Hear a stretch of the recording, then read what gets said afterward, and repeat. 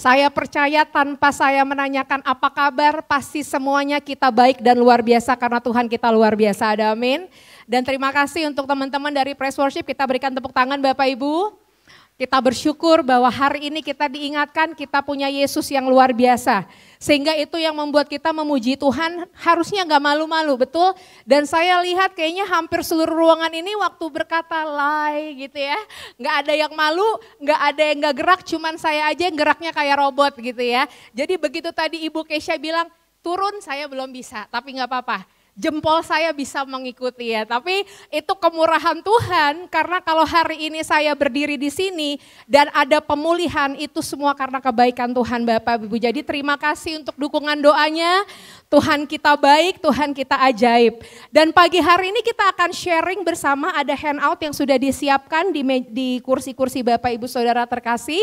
Nanti kita boleh sambil mencatatnya tentang kebenaran di ketidakmengertian. Waktu saya menyiapkan firman Tuhan ini Bapak Ibu, sebenarnya sudah ada sesuatu yang saya siapkan sebelumnya. Tapi dalam minggu kemarin, somehow itulah Tuhan kita ya. Tuhan tuh bilang enggak, bukan yang itu Ellen. Saya bilang, Tuhan yang benar nih, waktunya sudah mepet gitu kan ya.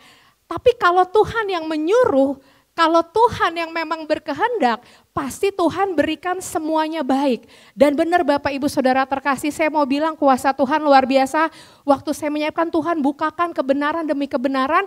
Dan itu yang hari ini Tuhan mau sampaikan bagi setiap kita. Seringkali dalam kehidupan kita banyak ketidakmengertian. Yang setuju katakan amin. Betul. Kenapa? Banyak dari kita bertanya, kok diizinkan terjadi sih? Kok prosesnya harus begini sih? Kok kayaknya begini sih, banyak pertanyaan dalam diri kita karena kita tidak mengerti, betul Bapak Ibu? Karena kalau orang yang bertanya, pasti dia tidak mengerti. Kalau orang yang sudah mengerti masih bertanya, tandanya dia mau ngetes. Setuju? Guru bertanya, dia udah tahu jawabannya karena dia mau ngetes. Tapi kalau kita tidak tahu, pasti kita akan bertanya karena kita tidak mengerti. Saya pun begitu Bapak Ibu Saudara terkasih.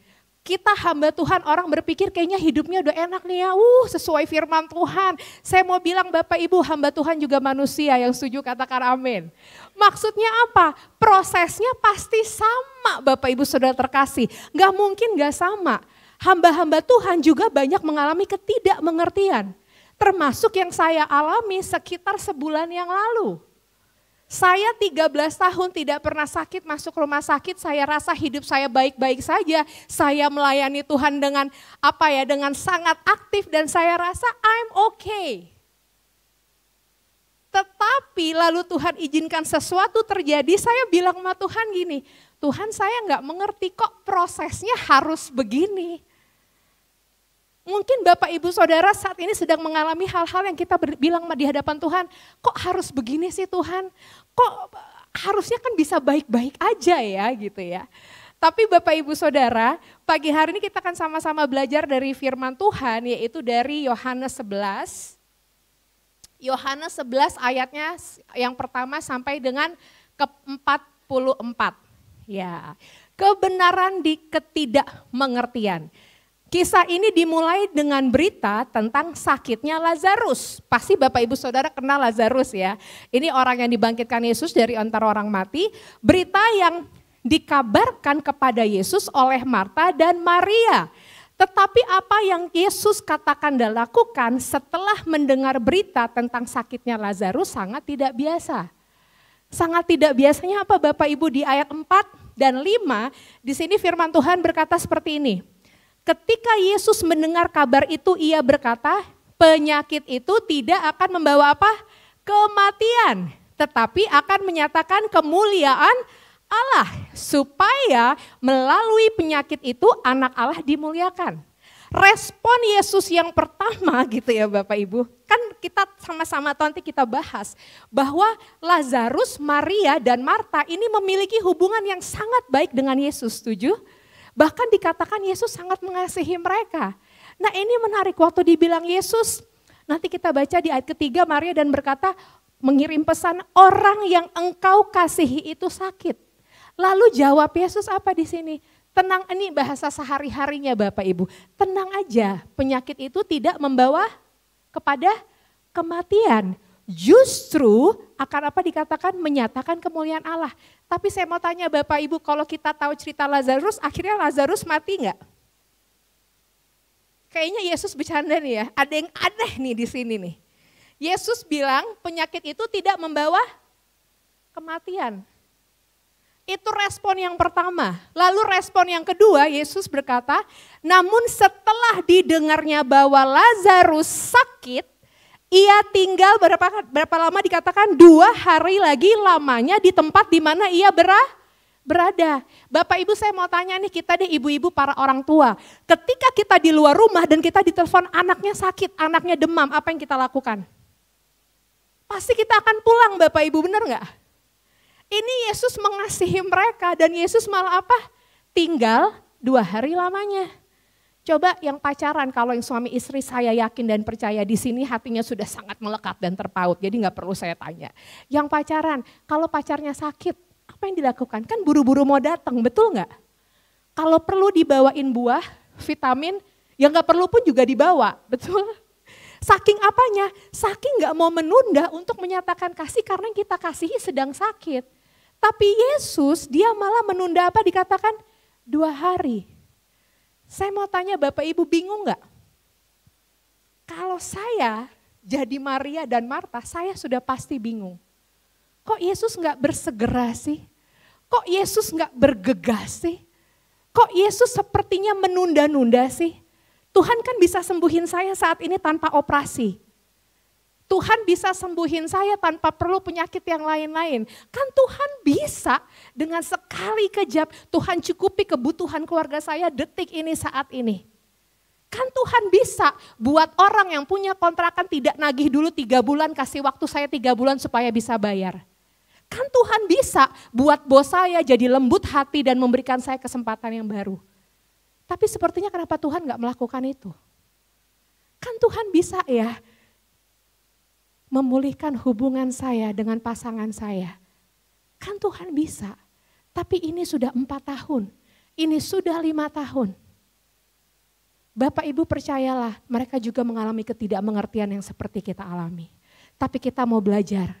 Ada 3 kebenaran yang kita pegang dalam ketidakmengertian yang terjadi di hidup kita. Ayat ketiga. Dan Lazarus yang sakit itu adalah saudaranya kedua perempuan itu mengirim kabar kepada Yesus yang pertama. Tuhan, dia yang engkau kasihi sakit. Lalu ayat kelima firman Tuhan berkata, Yesus memang mengasihi Marta dan kakaknya Lazarus. Tolong digarisbawahi Bapak Ibu Saudara terkasih, di 2 ayat ini ada kata kasih.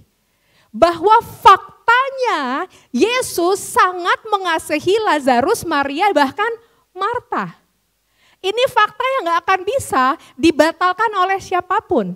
Bapak Ibu ingat firman Tuhan di Roma 8 berkata apa? Bahwa tidak ada satupun yang bisa memisahkan kita dengan kasih Allah. Ada amin? Apakah itu penyakit, apakah itu pergumulan, apakah itu apapun firman Tuhan berkata. Tidak ada satupun yang bisa memisahkan kita dari kasih Bapa. Maka menangislah Yesus ayat ke-35 dan ayat ke-36. Kata orang-orang Yahudi, lihatlah betapa kasihnya kepadanya. Bapak Ibu saya percaya sekali kalau kita mengasihi seseorang ketika orang itu menderita tanpa kita disuruh pasti ada belas kasihan yang keluar dari diri kita membuat kita juga merasakan apa yang dia rasakan, setuju? Waktu saya mengalami kesakitan Bapak Ibu, saya diantar oleh Ibu Yosi, Pastor Boas, suami saya dan juga Kasih. Saya cuma ingat saat itu Kasih itu nangis gitu ya. Dia nangis, dia nyanyi pujian ya kalau nggak salah, terus dia bacain saya firman Tuhan sepanjang perjalanan ke rumah sakit. Karena saya udah gemeteran, saya udah kesakitan, terus dia nangis gitu. Sampai waktu di rumah sakit saya udah agak sedikit sadar, udah mulai engeh gitu setelah ada obat yang diberikan, saya bilang gini, Kasih kenapa nangis? Lalu dia jawab, saya sedih lihat Mami. Bapak Ibu ngerti maksudnya? pada waktu kita mengasihi seseorang, maka ada simpati atau empati yang luar biasa dari dalam diri kita, merasakan yang dia derita. Itu yang Yesus rasakan. Dia sedih, bahkan dia menangis ketika kita sedang menderita. Jadi jangan pernah kita merasa orang yang paling menderita di dunia enggak ada yang mengerti, enggak. Satu pribadi yang paling mengerti kita yaitu Yesus. Sehingga apapun yang terjadi, faktanya adalah Yesus sangat mengasihi Maria, Marta, dan Lazarus. Bahkan tadi di ayat ke-35 dan ke-36, firman Tuhan berkata apa Bapak Ibu Saudara yang terkasih? Bahwa orang pun lihat betapa besarnya kasih Yesus kepada orang ini. Bapak Ibu, terkadang kita gak perlu ngomong sama orang Tuhan mengasihi kita. Tetapi ketika tuh orang melihat kehidupan kita, dia tahu bahwa kita sangat dikasihi Tuhan. Ada amin. Waktu dokter masuk setelah saya operasi, dokter bilang gini Bapak Ibu. Ibu, saya cuma mau bilang, agama apapun, dia pakai itu dulu kan, dia mau menghargai dulu semua agama. Agama apapun, saya cuma mau bilang, kuasa Tuhan itu sangat besar. Kalau bukan karena Tuhan, ibu gak akan bisa, dia bilang. Ini sakitnya harusnya luar biasa sekali ibu. 2 penyakit dalam 1 kali terjadi dan dalam 1 operasi. Kuasa Tuhan besar. Besoknya dia datang, dia bilang lagi nih, ibu ini sangat disayang sama Tuhan. Kenapa? Saya baru operasi 1 hari, besoknya saya boleh keluar, saya bisa buang air besar dengan sangat lancar Bapak Ibu. Gak pakai sakit sampai dokter bilang Tuhan sayang sama ibu. Apakah saya waktu itu bilang sama dokter saya disayang Tuhan luar biasa. Saya gak bilang Bapak Ibu. Tapi saya tahu Tuhan melihat betapa besar, orang melihat, dokter itu melihat betapa besar sayangnya Tuhan kepada saya. Ada amin? Orang menyaksikan betapa besar kasih Yesus kepada Maria, Marta, dan Lazarus saat itu. Lalu pada ayatnya yang ke-7. Sesudah itu ia berkata kepada murid-muridnya, mari kita kembali lagi ke Yudea. Nah ini menarik Bapak Ibu Saudara yang terkasih. Setelah Yesus menunggu 2 hari lamanya, akhirnya Yesus memutuskan mau ke tempat Lazarus. Tapi murid-muridnya saat itu berkata apa? Berkata, Rabi, baru-baru ini orang-orang Yahudi mencoba melempari engkau. Masih maukah engkau kembali ke sana? Ada resiko yang Yesus hadapi kalau Yesus kembali ke Yudea, ke tempat Lazarus, Maria, dan Marta saat itu di dekatnya Betania, tempatnya Betania. Ada resiko yang Yesus alami. Resikonya apa? Dia akan dilempari oleh batu. Tapi Bapak Ibu, Yesus gak peduli karena Yesus sangat mengasihi mereka. Sekalipun ada ancaman yang membahayakan, Yesus tetap apa? Memutuskan untuk ke tempat di mana Lazarus berada. Bukankah itu yang Yesus buktikan? Dia turun ke dalam maut dan dia bangkit hari yang ketiga untuk memberikan kita keselamatan kemenangan. Ada amin? Berikan tepuk tangan bagi Tuhan Bapak Ibu. Bahaya apapun Yesus akan terjang untuk menunjukkan kasih-Nya bagi anak-anaknya. Kebenaran yang pertama karena satu Bapak Ibu, Yesus mengasihi. Jadi ketika engkau mengalami ketidakmengertian, terus minta Roh Kudus ingatkan dalam dirimu, it's okay karena saya tahu Yesus mengasihi saya. It's okay, saya gak perlu ngerti prosesnya seperti ini, tapi saya tahu kebenarannya, Yesus mengasihi saya. Saya gak perlu tahu prosesnya bagaimana nanti jalan keluar akan Tuhan berikan, tapi saya tahu Yesus mengasihi saya. Itu kebenaran yang pertama. Lalu yang kedua, ayatnya yang ke-14 dan yang ke-15. Karena itu Yesus berkata dengan terus terang. Nah ini menarik nih. Kan terjadi perbincangan sebelumnya antara Yesus dan murid-muridnya. Yesus berkata pertama, Lazarus sudah tidur. Lalu muridnya berkata gini, baguslah dia tertidur karena kalau dia sudah bangun dia akan menjadi sembuh, kata muridnya. Tapi Yesus maksudnya bilang tidur bukan tidur dalam arti sesungguhnya. Bahwa Lazarus memang sudah tidur, yaitu apa maksudnya Bapak Ibu? Lazarus sudah mati. Tapi ini menarik, lagi-lagi Yesus merespon dengan tidak biasa. Yang Yesus katakan apa? Namun aku bersuka cita. Yesus ini gimana sih? Lazarusnya apa? Tapi Yesus bilang apa? Namun aku bersuka cita. Tapi tunggu dulu Bapak Ibu, ini masih koma. Setuju? Ini masih koma. Karena setelah itu Yesus berkata, sebab itu demi kebaikanmu supaya kamu dapat percaya. Marilah kita pergi sekarang kepadanya. Yesus bilang, dia mati, tapi namun aku bersuka cita. Yesus saat itu dia tidak fokus hanya pada Lazarus Bapak Ibu. Ada kata apa di situ? Ada kata apa? Supaya kamu dapat percaya. Jadi proses yang Tuhan izinkan buat Lazarus, bukan hanya buat Lazarus, tetapi juga buat murid-murid Yesus saat itu. Bapak Ibu murid-murid Yesus tuh pergi sama Yesus kemana-mana loh, kita udah tahu ceritanya ya. Mengalami mujizat demi mujizat bersama-sama. Tapi ternyata menurut Yesus itu belum cukup karena kepercayaan mereka belum cukup kepadanya. Yesus punya rencana agar melalui peristiwa ini orang-orang akan percaya kepadanya dan melihat kemuliaannya. Yang kedua kebenarannya adalah ingat terus dalam pikiran kita bahwa di tengah ketidakmengertian kita Tuhan punya rencana atas hidup kita. Ada amin? Bagaimanapun prosesnya, bagaimana caranya, suka-sukanya Tuhan.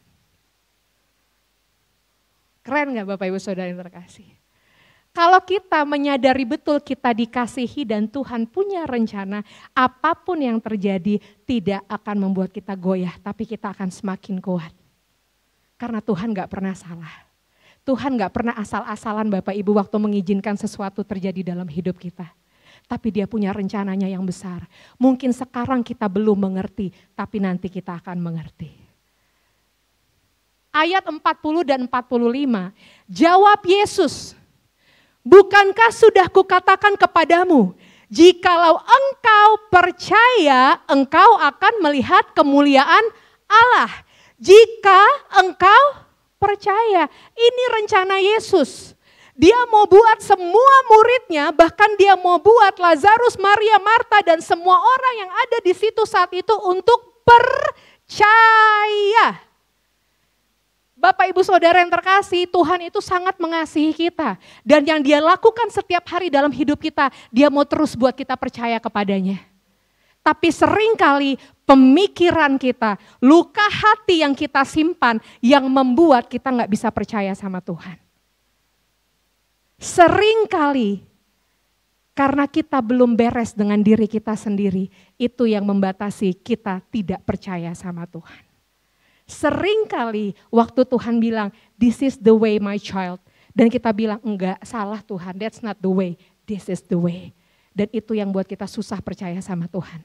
Kita terus ragukan Tuhan, ragukan cara Tuhan dalam kehidupan kita. Padahal dia punya cara yang paling terbaik dalam hidup kita. Amin. Gak apa-apa, itu namanya selingan. Ya, berikut ya. Yesus bekerja menyatakan kuasa dan kemuliaannya. Dia berdoa kepada Bapa, Bapak Ibu Saudara yang terkasih. Ayat 41 dan 42, dan dia membangkitkan Lazarus dari kematian. Ayat 41, maka mereka mengangkat batu itu, kubur dari Lazarus, lalu Yesus mengadah ke atas dan berkata, Bapa, aku mengucap syukur kepadamu. Dengarkan ini 2 kali Yesus katakan. Karena engkau telah mendengarkan aku. Aku tahu bahwa engkau selalu mendengarkan aku. Tetapi oleh karena orang banyak yang berdiri di sini mengelilingi aku mengatakannya supaya mereka percaya bahwa engkaulah yang telah mengutus aku. Bapak Ibu yang terkasih, Yesus dan Bapa adalah satu. Amin. Yesus dalam keberadaannya sebagai manusia, dia datang kepada Bapanya. Dan ini seharusnya anak dengan Bapa, harusnya hubungan kita dengan Bapa kayak gini juga Bapak Ibu Saudara yang terkasih. Di sini Yesus 2 kali mengatakan loh, tadi katakan apa?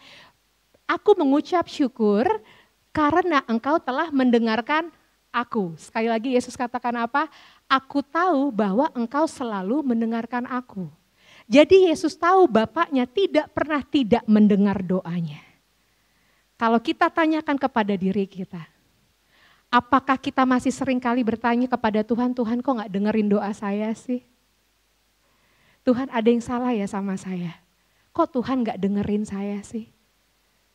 Bapak Ibu, waktu kita datang kepada Bapa, kita harus meyakini betul. Karena itulah Bapa kita sejatinya, dia selalu mendengarkan setiap anak-anaknya. Dan Yesus memberi contoh ini. Setelah dia mengucap syukur dan dia bilang apa? Bapa, tunjukkan ke orang-orang ini bahwa Bapa yang mengutus aku. Kalaupun Tuhan mengizinkan kita hal yang gak kita mengerti, gak mudah, bilang sama Bapa, ayo dong Bapa, tunjukkan sama orang-orang ini. Bisa gak kita berdoa gitu Bapak Ibu Saudara? Bisa. Karena Yesus pun melakukan ya. Karena kita anak Bapa juga. Setelah Yesus berdoa kepada Bapa, lalu Yesus membangkitkan Lazarus, Yesus bekerja. Di tengah-tengah ketidakmengertian kita, kebenaran yang pertama tadi apa? Bahwa Yesus mengasihi kita. Kedua apa? Yesus selalu punya rencana bagi kita. Ketiga, Yesus bekerja dalam hidup kita. Amin. Ayat 43, wah ini ya Bapak Ibu, kalau di satu film nih deng-deng-deng gitu ya. Ini puncaknya. Sesudah berkata demikian, berserulah ia dengan suara keras, Lazarus marilah keluar.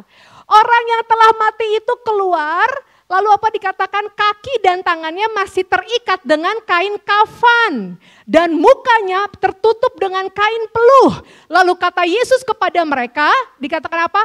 Bukalah kain-kain itu dan biarkan ia pergi. Bapak Ibu, ini mujizat enggak? Mujizat. Sudah berapa hari Lazarus mati? 4. Mohon maaf Bapak Ibu, saya mau sedikit cerita. Waktu saya di rumah sakit ya, kalau saya nggak salah ya, mungkin Ibu Yosi ingat. Inang apa ya namanya, Namboru. Namboru saya meninggal, jadi dia meninggal hari Jumat, Kamis ke Jumat lah, Jumat subuh. Dan jenazahnya ditemukan hari Sabtu. Dalam keadaan duduk sedang nonton TV. Bapak Ibu tahu apa yang terjadi? Ketika ditemukan, jenazahnya sudah warna hitam ke arah membiru. Dan tetangganya bilang, anaknya bilang sudah mengeluarkan bau. Sehingga dimasukkan ke dalam peti, ketika mau masukkan ke dalam peti baru direp, mohon maaf, jenazahnya pecah di bagian perut. Bapak Ibu itu 2 hari. Lazarus sudah mati berapa hari? 4 hari. Saya mau bilang Bapak Ibu, sekalipun mustahil bagi manusia, Yesus sanggup melakukannya. Boleh tepuk tangan buat Tuhan. 4 hari, Lazarus keluar masih kayak mumi, betul, dililit-lilit. Dan ternyata dia hidup lagi, itulah kuasa Tuhan. Kalau Tuhan sudah bekerja, maka yang mustahil pun terjadi. Pertama, kedua, segala pekerjaannya selalu apa? Sempurna, bahkan tuntas sampai akhir. Itu Tuhan kita Bapak Ibu. Sekalipun proses yang kita alami kita nggak mengerti, tapi pegang kebenaran ini. Bahwa Yesus mengasihi kita, Yesus punya rencana, dan Yesus selalu bekerja dalam hidup kita. Dan ketika dia bekerja, dia akan tuntas melakukannya sampai selesai. Yesus bukan Tuhan yang bekerja setengah-setengah Bapak Ibu. Kalau Yesus setengah-setengah bekerjanya, dia tidak akan mati di kayu salib dan memberikan kita keselamatan. Jadi ketika engkau sendiri, di kamar ketika tidak ada orang yang melihatmu dan engkau menangis di hadapan Tuhan. Tuhan, aku gak mengerti. Ingat satu hal, Yesus sangat mengasihimu. Itu kebenaran yang tidak akan pernah bisa dirubah dan dibatalkan oleh siapapun. Kesimpulan dari ketiga kebenaran di ketidakmengertian. Yang pertama, mari kita tulis, kita katakan bersama. 1, 2, 3. Yesus mengasihiku. Kedua, Yesus punya rencana bagiku. Ketiga, Yesus bekerja dalam hidupku. Kita berikan tepuk tangan bagi Tuhan. Saya mengundang para tim praise worship untuk maju ke depan. Kita akan siapkan hati kita untuk kita berdoa di hadapan Tuhan. Bapak Ibu Saudara yang terkasih, waktu saya di rumah sakit, 4 hari menanti waktu operasi, Di ketidakmengertian saya bilang sama Tuhan, Tuhan bagiku hidup adalah Kristus dan mati adalah keuntungan. Jadi kalau Tuhan mau panggil saya siap, kapanpun saya siap. Tapi boleh gak saya minta Tuhan? Jangan lewat sakit penyakit ya Tuhan. Saya gak mau prosesnya kayak gini, saya gak ngerti dalam pikiran saya. Tapi Bapak Ibu tahu apa yang terjadi? Ketika saya sedang berdoa seperti itu, ada satu pujian waktu saya sekolah minggu. Itu terngiang dalam pikiran saya yang berkata, Yesus sayang padaku. Saya nyanyikan itu dan saya bilang, Tuhan terima kasih.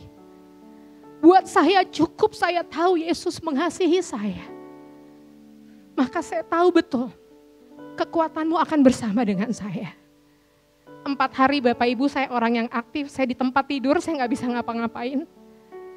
Tapi saya mau bilang, Yesus yang sayang mengasihi saya itu, Dia membuktikan kasihnya dan memberi kekuatan bagi saya. Dan Yesus yang sama hari ini berkata kepada kita semua bahwa Dia mengasihi kita. Saya undang kita bangkit berdiri dan kita mau naikkan pujian ini. Terima kasih Tuhan.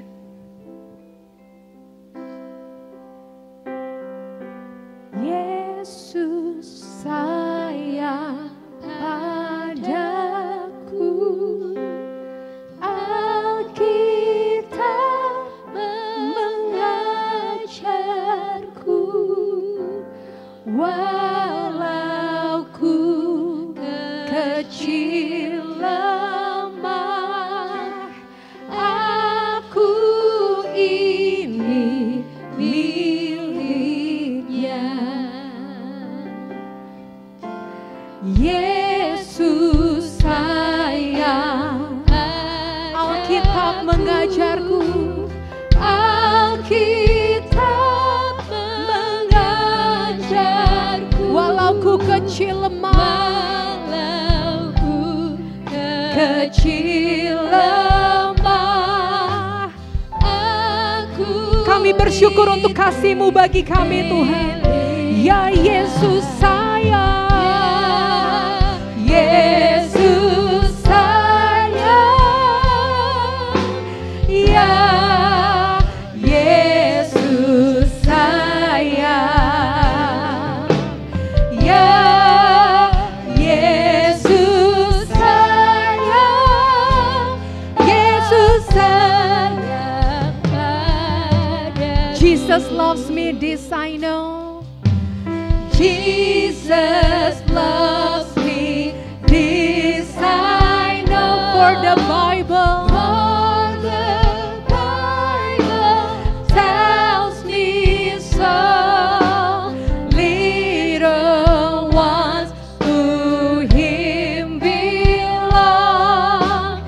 They are weak, but He is. Yes, Jesus.